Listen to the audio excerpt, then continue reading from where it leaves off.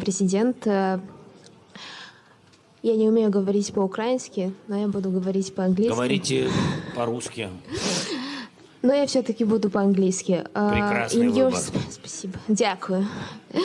In your speech today at... This is my first video update from Nicosia, Cyprus on this Thursday midday, June the 1st. Spring is officially over. It is now summertime. So we have the big summer, spring, fall, winter, fall, spring, summer offensive. We're going to start things off by saying the summer offensive, not the spring offensive. And then we'll go through all the seasons as we always do on this channel. Anyway, let's get to some news. And let's start things off with the Tara Reade story. I want to start off with the Tara Reade story because I think it'll give me a good segue into another big story, which is the panic that is setting in the collective West and the European Union over Ukraine. But we're going to start things off with Tara Reade. The Guardian, they ran an article, and also CNN also ran an article, but I've got the Guardian article here pulled up with the title, Tara Reade, who accused Joe Biden of sexual assault defects to Russia. Defects to Russia. Interesting choice of words. Former Senate staffer who made a claim in 2020 appears on Russian media alongside convicted Russian agent to the U.S., Maria Butina. This is actually a good piece of propaganda from The Guardian. Tara Reade appears alongside convicted Russian agent to the U.S., Maria Butina. She defected to Russia. She claims that Biden assaulted her. They really did a good job in choosing their words, The Guardian, for this news story. And the key word, I think, in this whole title that really misrepresents everything in this story is actually the use of the word defects. She defected to Russia. Defected to Russia. It's like the movie with Tom Hanks, Bridge of Spies. You know, they have to cross the bridge. They're going to defect to the other side. What a bunch of propaganda from the Guardian, and I think CNN is actually running the same type of headline, the same narrative, that she's like defecting to Russia because she's committed some sort of crime. It wasn't Biden that did the wrong. It's Tara Reade, and now she's standing next to a convicted Russian agent, Maria Butina, and she's announcing her defection to the Soviets. Oh, I mean the Russians, not the Soviets, the Russians. Oh man, look, here's my take on this story. I think it's really simple. From what I understand, actually, Matt Gaetz, the House representative from Florida, he actually said that Tara Reade is going to face some troubles, some difficulties in the U.S. From what I understand, she was already facing a whole bunch of smears and harassment for coming out and saying that when she was a staffer in D.C., Biden assaulted her. She's already gone through a pretty tough time. Biden is going to be in campaign mode, 2024 campaign mode. The deep state, the people that protect Biden, the mainstream media, they're going to start to clean things up as Biden prepares his re-election campaign. And I imagine that she was probably feeling some some pressure and some fear. That would be what I imagine. That's my guess. And so she is going to, she is moving. She's moving to the one place, the one country where she will be safe from the smears and whatever else may come her way. And that is Russia. She'll be able to speak freely. She will be able to not worry about any types of harassment or anything like that.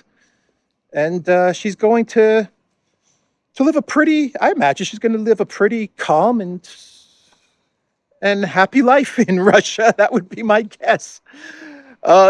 She's moving there. She's not defecting. She's moving there because she doesn't want to deal with a lot of the BS that's going to come her way as the Biden White House prepares their 2024 run. And you know that the media and big tech and the deep state and all of these forces are going to start to clean things up for Biden. They're going to start to sanitize everything around Biden. Even on the Duran channel, we've had big tech remove old videos, just the other day, old videos that we did during the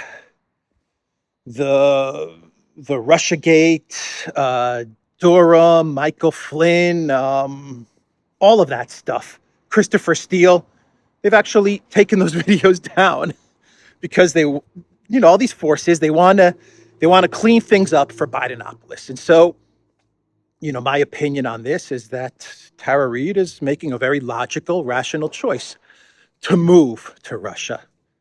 A choice to move to Russia, not to defect, not Bridge of Spies, Tom Hanks, Hollywood stuff. But you can already see that the mainstream media is smearing her. They're smearing her. She's going to defect to Russia. Like she's done something wrong. She hasn't done anything wrong. She's actually put out an accusation which the media has ignored. The Democrat Party has ignored. The DNC, all of these people have ignored. They don't want to talk about it, and they just smear her. So she's like, time to go to Russia where she's going to be safe. I think it's a smart choice. If she's going to be happy there, move to Russia. Move to where you're going to feel safe and happy. But move there. A choice, not a defection. It's a choice. And we forget one thing about the whole Tara Reade story, which is that when she made that accusation, there was a video from the Larry King show that surfaced. And this was like many years ago, this show of Larry King Live, which was on CNN, where there was a caller who claimed to have a daughter who worked in D.C., a mother who had a daughter who worked in D.C., and that daughter had some trouble with a very powerful U.S. senator. And this mother called into Larry King, what can I do? I'm worried about my daughter. It looks like that this was Tara Reade, that was the daughter, and it looks like that the powerful senator was Biden. And that video was from I don't even know, 20 years ago, which is pretty damning. I mean, it definitely shows that before Biden was president or running for president or anything like that, when he was just a senator, there was a mother that was concerned about the well-being of her daughter. But everyone forgot about that exchange on Larry King. They just memory hold it.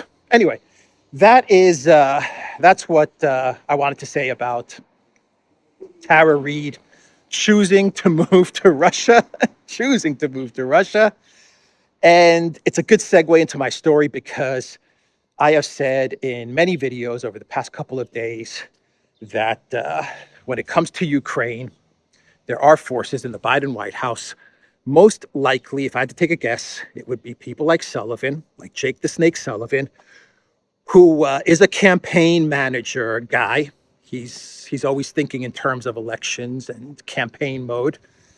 And they're trying to figure out ways to prevent some sort of Ukraine debacle.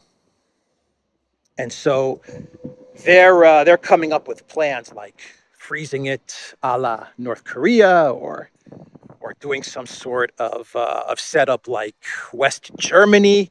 And they're trying to figure out a way to put a freeze, a pause, whatever, on Ukraine so that it doesn't turn into this huge Afghanistan-like debacle for Biden as he is running for president in 2024. Now, the European Union, the neocons, the neolibs, on both sides of the Atlantic, not only the EU, but in the UK, in DC, they obviously understand what people like Sullivan, and I use the name Sullivan, I'm not 100% that Sullivan is the person that's pushing these types of freezing the conflict plans out there, but I'll use his name just as a reference point.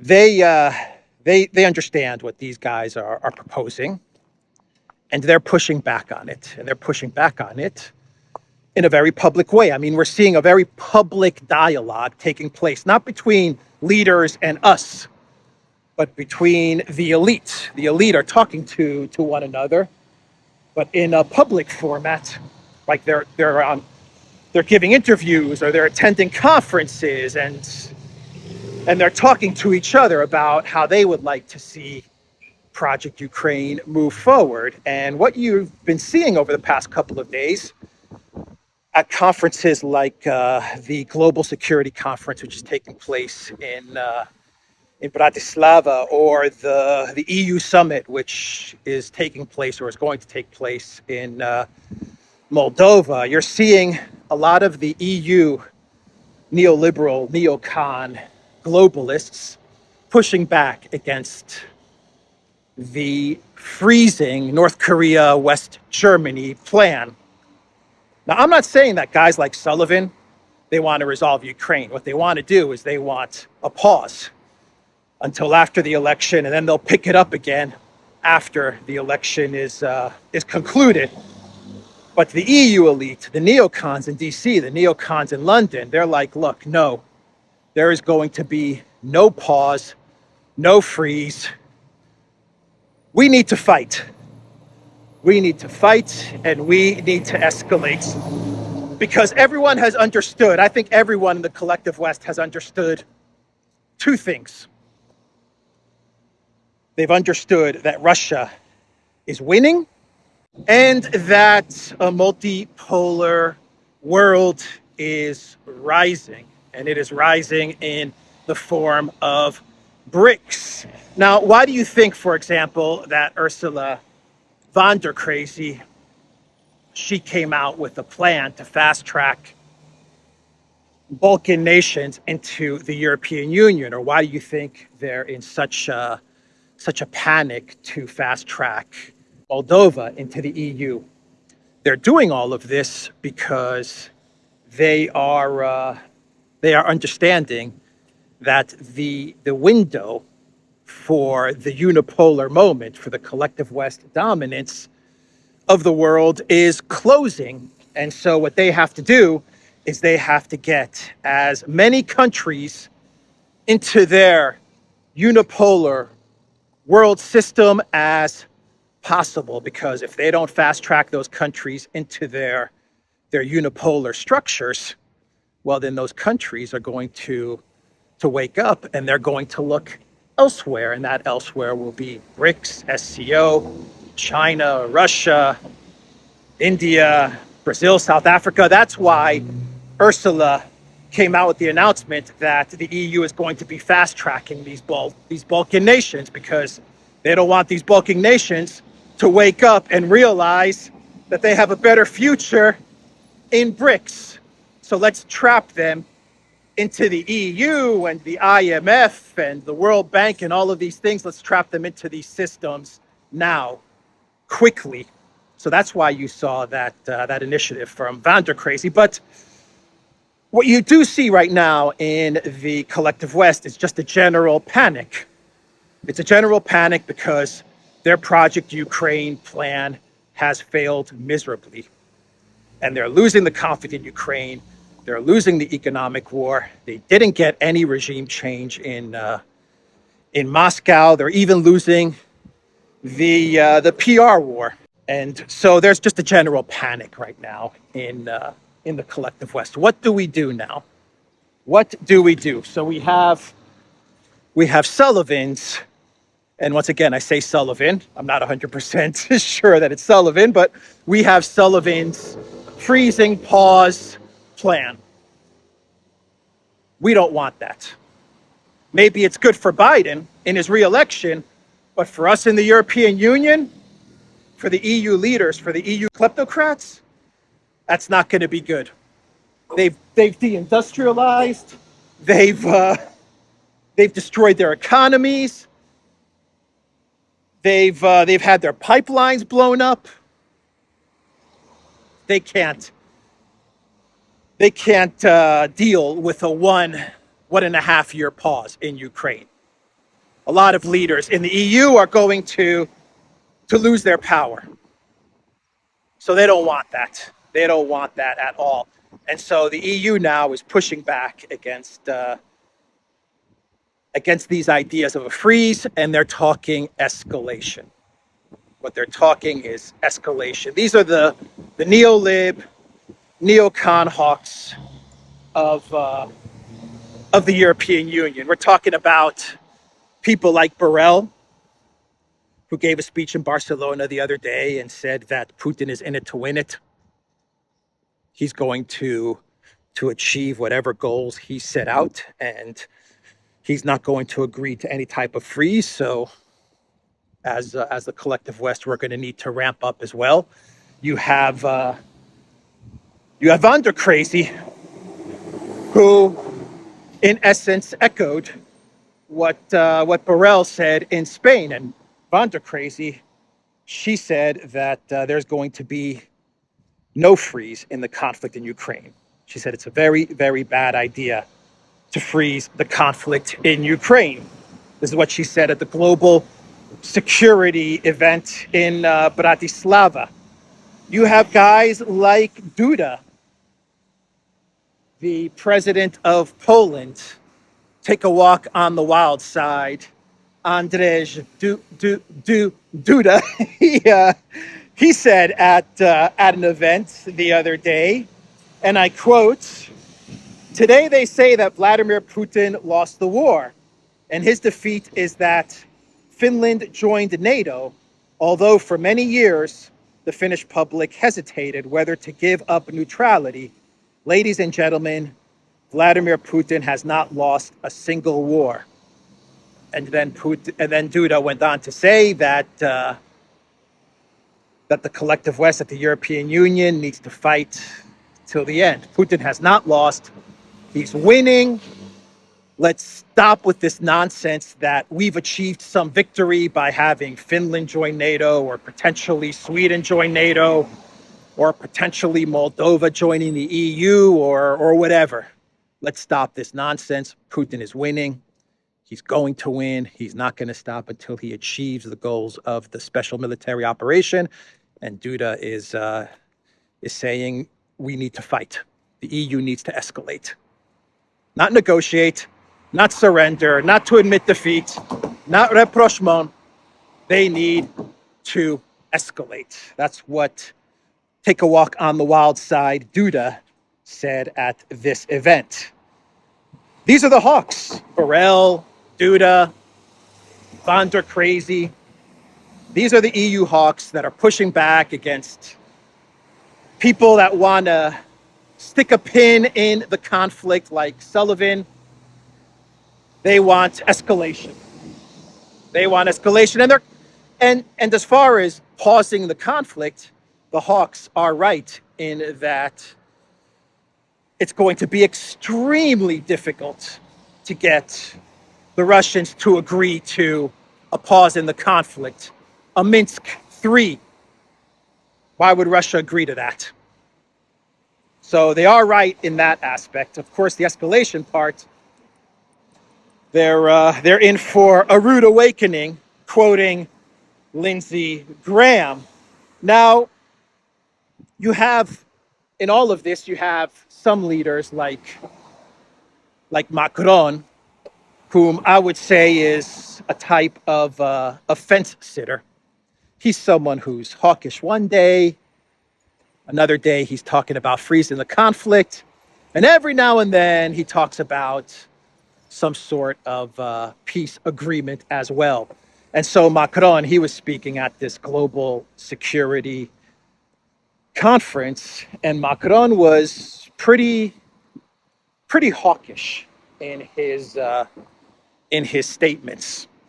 Macron basically said that that Ukraine has been fighting for NATO, and that Ukraine needs to get some security guarantees provided by NATO. That is what Macron said. Macron also said that NATO was a dead alliance. It was meaningless until Putin, shocked it to awaken. Like some shock therapy, NATO has now woken up and it's ready to take on Russia. And what NATO and the European Union, what they have to do is they have to provide security guarantees to Russia. He talked about more military aid, more weapons, basically more escalations. But Macron also said that France does not encourage Ukraine to attack Russian territory, and that NATO and France are not a party to this conflict. The fence sitters, that's Macron. Macron is a fence sitter. Hawkish one day, dovish the next, sometimes in the middle. That's Macron. Wishy-washy Macron. You do have a few voices in the collective West in Europe who are peacemakers. You do have some voices that are peacemakers. For example, in the United States, you have someone like Robert Kennedy Jr., who is, with each passing day, more and more vocal about bringing peace to Ukraine.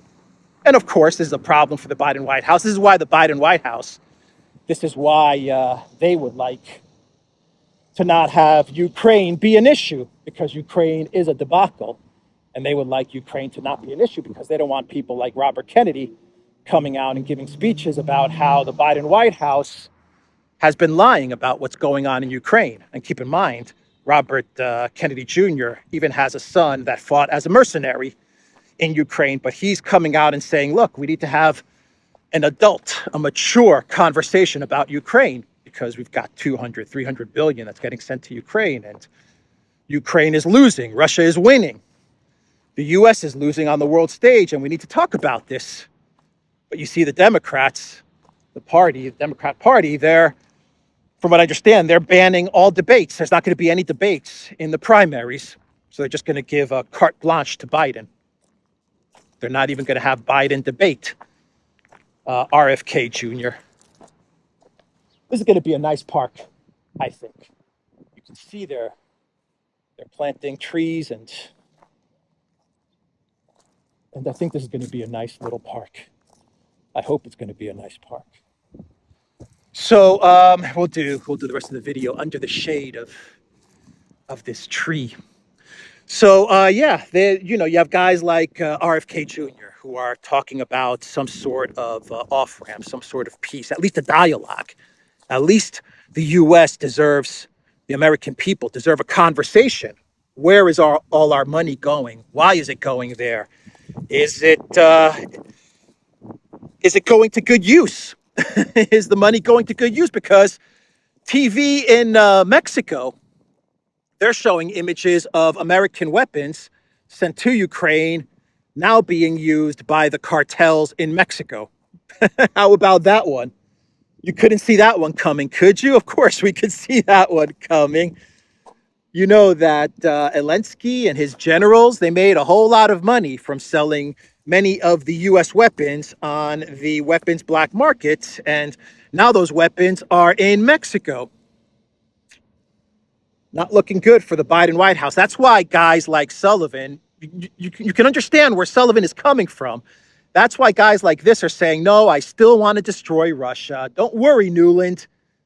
Don't worry, your dream is still alive. Don't stop believing. Tory Newland, your dream to destroy Russia, I'm with you. But let's just put a year and a half pause in this thing. Let's float a Minsk 3 to Putin. He'll agree to it, Sullivan is saying. Don't worry, he'll agree to it. Because sanctions, they're bringing Russia's economy to tatters. So let's just offer him a Minsk 3. It'll buy us some time. We can get Biden over the hump in 2024. We can get Robert Kennedy Jr. to shut up, stop talking about Ukraine. You see, we've brokered a peace, so just be quiet, RFK Jr., and that'll be that. So you can see where Sullivan, guys like that, are coming from with their plans. But for the Europeans, it's a disaster. You know, people are going to lose elections. People are going to lose power over this. They don't have a year and a half. You know, Andrzej Duda doesn't have a year and a half. He doesn't want to lose power. He likes power. Take a walk on the wild side. Duda. So we are going to have some big events, which I think will flush out the truth to all of this, or at least the way forward. It's going to flush out which direction we're going to head towards. I would put a guess on escalation. I think the neocons, they always win out in the end, and I think the natural instinct is going to be to escalate, and that's what they're going to do. They're going to escalate, but we'll find out come July 11th, I believe. We have the big NATO conference in Vilnius taking place, and from what I understand, Zelensky has come out and he has said that if Ukraine doesn't get some types of NATO guarantees or assurances, he's not even going to show up. You know, Zelensky blackmailing NATO, but you know that's what the neocons have told Zelensky to say, and that's what he's going to say. He's the actor, so Zelensky's going to come out and he's going to say, "Look, I'm not even going to show up if I don't get assurances or guarantees." So you have that taking place. You have this big air defender or something like that, this big NATO exercise that's going to be taking place from June 12th, I want to say, until June 23rd. And maybe that's going to be the window that the Ukraine military is going to use to launch their big summer, spring, fall, summer, winter, fall offensive, to the counteroffensive that offends me and you and defends everyone in the world. Maybe that's going to be the 10 or 11 day window that Ukraine is going to use to launch the offensive under the cover of this NATO air defender. I think it's called air defender or something exercise. So you have that coming up in June. You even have guys like Zelensky or the person who claims to be Zelensky. He's coming out and he's saying that Ukraine shouldn't launch anything until they get all of the fighter jets promised.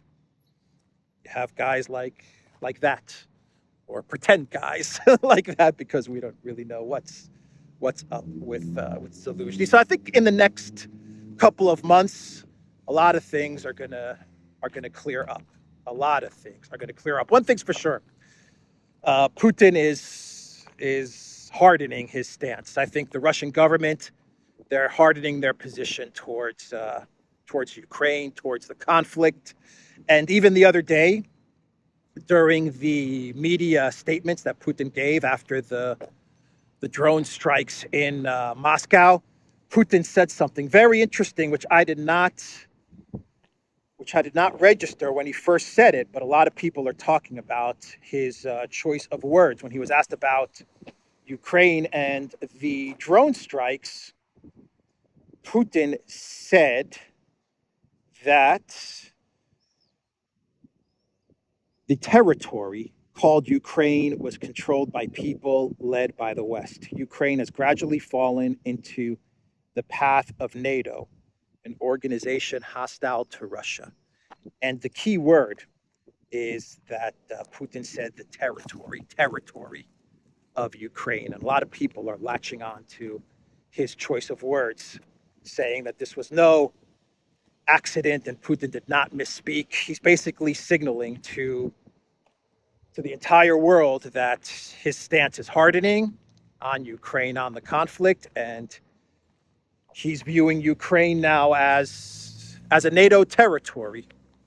And that's not good news if you're the collective West or if you're the Zelensky regime. And then you have the airstrike on the missile strike on the GRU headquarters, which happened in Kiev the other day.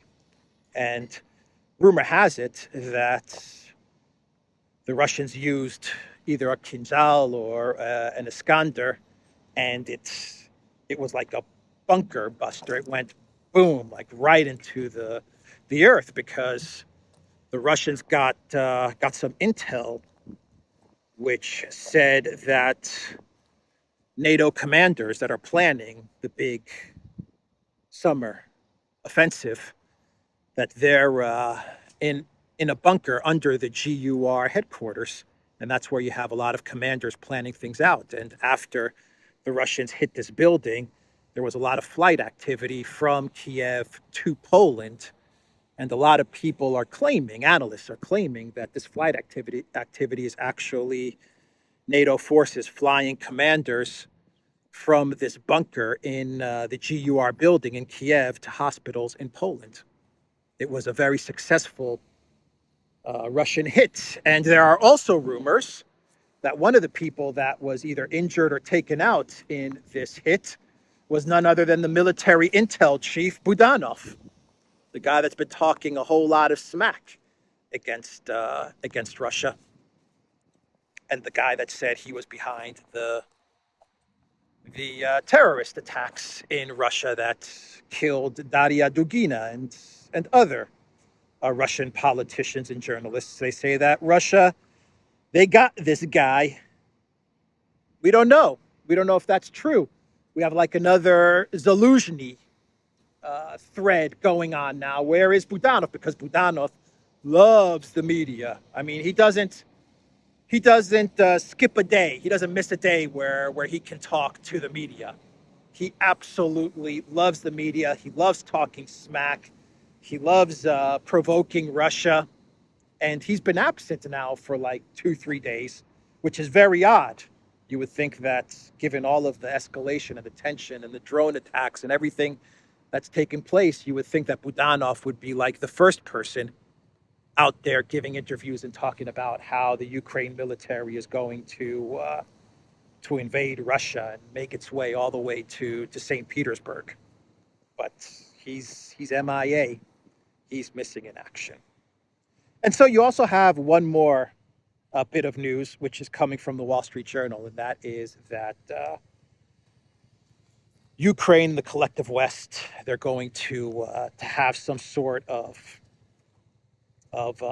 peace plan summit, but it's the Ukraine peace plan. Ukraine and its allies are planning a summit of world leaders that will not include Russia in order to rally support for Kiev's terms to end the war. They're going to have a peace summit using the West's peace plan, and they're not going to include Russia. And they believe that countries outside of the collective West are going to actually buy into this, which is just nonsense. It's absolute nonsense. Kirby's behind this peace plan, though. The U.S. administration believes that the question of whether Russia should be present at the peace talks on Ukraine should be decided by Zelensky. That's what National Security Council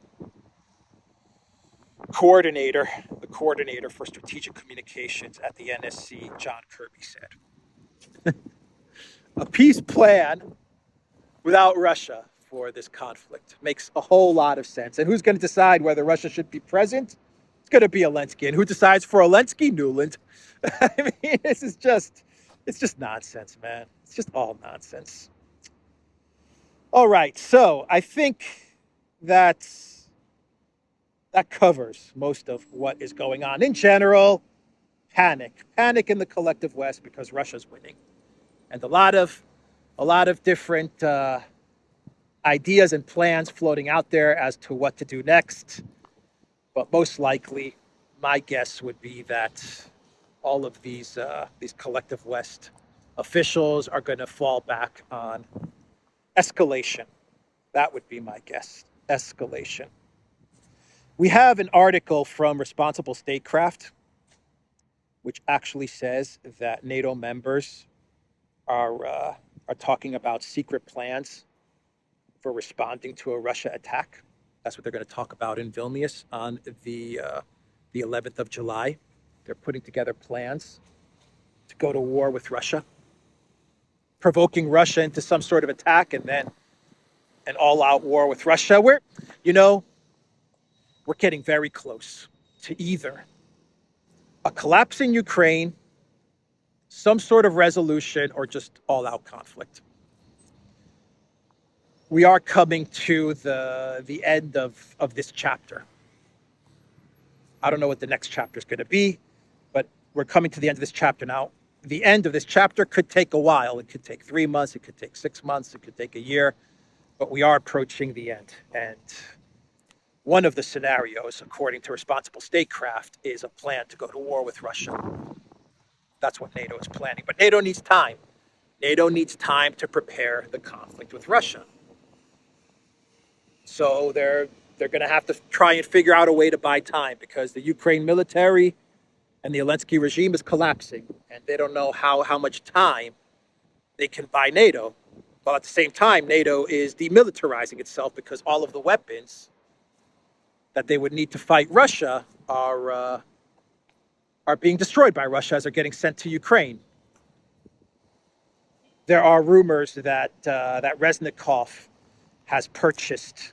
I haven't been able to confirm this. That's why I say rumors, reports, that Reznikov is the Minister of Defense of Ukraine, has purchased like another 100, 150, or 200 F-16s. Okay.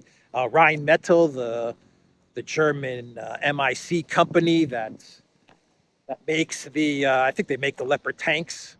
They're saying that they're rolling out hundreds of tanks, more than expected, for Ukraine, and they're ready to go to fight the Russians. They just need a little bit more time. The British MIC company, BAE Systems, they said they're going to be opening up an office in Ukraine so they can ramp up the war against Russia. So, NATO is planning the war with Russia. Their problem is weapons, making the weapons, and they need the time. They need time. So that is everything with regards to Ukraine. I said that the collective West, they understand that they're losing the conflict in Russia and that the multipolar world is growing. The multipolar world is rising, and you can see that in BRICS. You can see that in OPEC.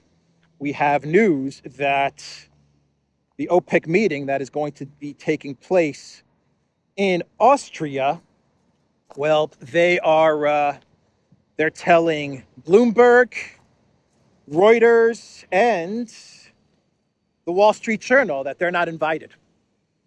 How about that? They're not invited to the OPEC meeting, to cover the OPEC meeting. And Financial Times is reporting that this decision was made by the Saudi Arabia energy minister, Abdulaziz bin Salman. He was the one that disinvited Bloomberg, Reuters, and the Wall Street Journal from attending the OPEC conference, from covering the OPEC conference. What does that tell you? What does that tell you? We also have news coming out of South Africa and the BRICS Summit, which is going to be taking place in August. And that news is that we may have a change of venue. There are reports which claim that even with the immunity that South Africa has put together for Putin to arrive in South Africa for the BRICS summit, the immunity is not going to supersede the arrest warrant, and South Africa is still going to have some trouble with the ICC arrest warrant. And so the latest idea is to just change the venue to China, and you solve the problem of Putin's arrival in South Africa. You move it to China, but more importantly, which is what I've been saying for a while now, is that by traveling to China, you take away the risk of some sort of travel sabotage from the collective West. That was what I feared the most. Not so much the arrest warrant. I feared the travel distance from Moscow to South Africa. You're putting Putin's plane at risk. And I think the Russians understand that, and the BRICS understand that these guys are crazy. The collective West is crazy, and they've destroyed a pipeline. Why would they not risk downing or taking down the Russian president's plane, especially now that they understand how much they are losing? This is the technical school of Nicosia. So that's an interesting bit of news as well. And I think it's the right decision. Travel over Russia, bam, to China. You don't have any of the risks of the airspace and the travel for the Russian president. So there's that bit of news. And now let's do a clown world, a very quick clown world. And we have to talk about U.S. media propaganda. This is coming out of, let's sit down here. This is coming out of Newsmax, and the show is Greta Van Susteren, and she talked about the drone strikes in Russia, and in her reporting, she showed a building, a damaged building, which I guess Newsmax is trying to claim that this building is a Russian building that was damaged from the drone strikes. Well, there's just one problem. That building is in Iowa. It's in Iowa. It's in the United States, folks. I think the giveaway to all of this would be the sign that says towaway zone, 306 tenant parking only in front of the building. I don't think you see signs like that in front of a building in Moscow. So yeah, Newsmax, mistake, maybe a mistake. Propaganda, maybe propaganda, but that apartment building was not in Moscow. You know, there are photos and videos of the actual damage. It was minimal damage from the drones in the Moscow region. I don't know why Newsmax just didn't take those videos. They're all over the interwebs. Why they decided to show this very damaged building somewhere in Iowa, I don't know. But anyway, that's what Newsmax ran with. I think Newsmax, you guys need to apologize, and you need to come clean with your mistake. Greta Van Susteren. Anyway, that's the video, everybody. TheDuran.locals.com. We are on Rumble, ODYSEE, BitChute, Rockfin, and Telegram. And go to the Duran shop. My Bulgaria flag, by the way, I've read reports which say that 70% of Bulgarians approve of Vladimir Putin. Not good for Bulgaria. Anyway, the Duran shop, 10% off. Use the code GOODDAY. Right there is one of our most popular football clubs, Apoel. That's their headquarters. All right, take care.